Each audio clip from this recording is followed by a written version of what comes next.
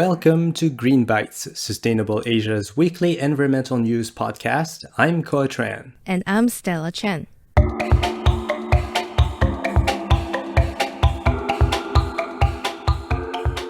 In less than 10 minutes, we offer you bite-sized green updates in Asia that we think you should know about.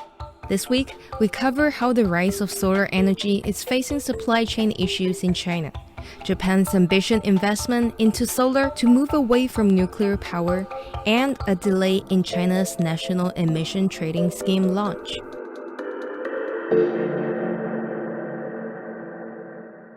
Welcome back. Last October, the International Energy Agency, or IEA, found that solar is the cheapest form of energy for many countries and the fastest growing renewable in the world. Photovoltaic cells, which make up solar panels, are now consistently cheaper than coal or gas-fired power plants in most countries. Of course, hydroelectricity remains the world's most widely used renewable energy source. Recently, on June 28 in China, the Baihe Dam opened after a successful 72 hours trial run.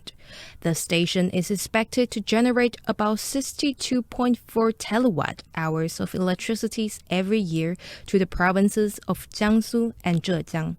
This, however, hasn't stopped the solar panel industry from booming in recent years. What could be slowing this growth are the industry's supply chain issues tracing to China. Solar panels require steel for racks holding the panels in place, polysilicon and copper in solar cells, not to mention the shipping costs, all of which have soared in price with the COVID-19 pandemic. China, leading the world solar market, has raised prices for solar panels 20 to 40% following the rise in the price of polysilicon.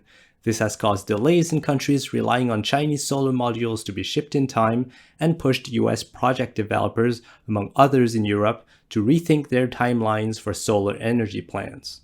On top of all this, the Chinese solar power industry is facing accusations of human rights abuses, specifically claims that companies producing polysilicon in Xinjiang are using forced labor. About 80% of its global production comes from China, and about half of that comes from Xinjiang. Earlier this year, the Globe and Mail published an investigation into Canadian Solar, alleging ties to forced labor practices in its manufacturing supply chain in China. Though the Canadian solar panel maker has denied these allegations, the US and Europe has already expressed concerns of forced labor in the Chinese solar panel industry. In June, the U.S. restricted 4 Chinese silicon-producing companies from exporting silicon to the U.S., requiring them to obtain special permission and further slowing the global rise of solar power. This, in turn, has caused Chinese panel makers to prioritize domestic supply, affecting other countries, not just the U.S. This situation doesn't look very good, but it hasn't stopped other countries in Asia from planning their own solar energy expansion. Last week, we talked about 2 fossil fuel magnates who are looking to invest into solar power in India, and this week, Japan announced it will add about 20,000 megawatts to its 2030 solar power generation target, the equivalent of 20 nuclear power plants, bringing the target to 108,000 megawatts. Japan generates about 56,000 megawatts in solar as of 2019. Its previous 2030 target was to generate 64,000 megawatts in solar energy, which it is likely to meet at this pace, and hence the recent target increase. Perhaps a silver lining for solar in Asia? So yes, the rise of renewables is good to reduce carbon emissions, but let's not forget about the elephant in the room here, which is actually reducing the amount of carbon we're currently emitting from our still largely fossil fuel-based way of life. Does Asia have an answer for this, Stella? Maybe for this, we have to return to China, currently the world's largest carbon dioxide emitter by far. In 2018, China emitted 28% of the global carbon dioxide, compared to the second country on the list, the US, at 15%. and the Earth's largest emitter, it's about to launch a scheme that could potentially limit this amount. We're talking here about China's National Emissions Trading Scheme, or ETS. In Season 1 of our main Sustainable Asia channel, we have briefly covered how the rules of the scheme became official on February 1st this year, and how the Shanghai Environment and Energy Exchange, hosting the scheme, would be launched in mid-2021. It is now past that date, and Bloomberg had reported that China had missed this target. It is unclear when exactly the exchange will be launched. The state-run Global Times said it may start in July. Let's backtrack a little and explain what China's ETS entails. According to Forbes, under current plans, the scheme covers the country's 2,225 coal or gas-fired power plants.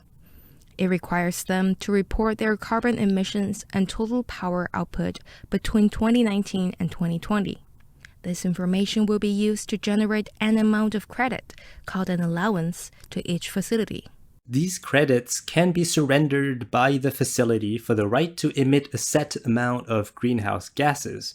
If a facility's emissions exceed its allowance, it must buy additional credits from an exchange. Conversely, if the facility's emissions fall short of its allowance, it can sell the remaining credits on the exchange. So this could give policymakers more control over carbon emissions to realize the country's carbon neutrality goal before 2060.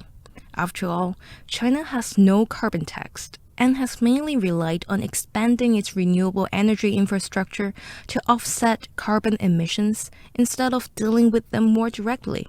The country did, however, release plans to set the foundations of its circular economy this week, which includes an increase of renewable energy sources, replacing fossil fuels. Moving on lastly to some good news. Last Friday, the Environment Ministry's Department of Nature and Ecology Conservation in China announced that the number of giant pandas in the wild has surpassed 1,800, and that the species is no longer considered endangered. Its status has now been downgraded to vulnerable. The Foreign Ministry spokesperson, Wang Wenbin, said the government is very glad to see China's ecology conservation efforts paid off, with the living condition of giant panda and other endangered species such as Tibetan antelope and the Milu deer have all been improved. China lifting the panda's endangered status comes 5 years after the International Union for Conservation of Nature, the IUCN, removed the animal from its own endangered species list and relabeled it as vulnerable. It is known as difficult to keep pandas breeding, both in captivity and in the wild. Becky Shu Chen, technical advisor at the Zoological Society of London, credited the Chinese government for teaching villagers how to conduct agriculture activities without destroying the panda's habitat in nature reserves. She said that villagers' protection of the home of pandas is one of the reasons that they're now downgraded to vulnerable. Interestingly, China has been using pandas as diplomatic tools. Panda diplomacy, as it's called, involves loaning pandas to other countries as a gift of national treasure around the world, from the US to Russia as symbols of friendship. This recent news also points to diplomatic efforts from Beijing to strengthen its image. The Foreign Ministry said China is ready to work with multilateral organizations to strengthen international cooperation in ecological preservation and environmental management. So this is all we have for this week's GreenBites. If you have any news stories you think we should highlight, let us know on our social media platforms with the hashtag #ShareYourBite.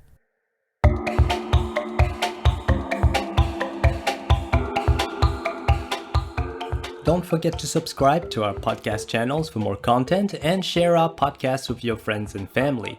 If you're interested in sponsoring GreenBites or have any comments about our content, we would love to hear from you. Email us using communications@sustainableasia.co or drop us a line on social media. Our handle is @sustainableasia. Thanks for listening. See you next week.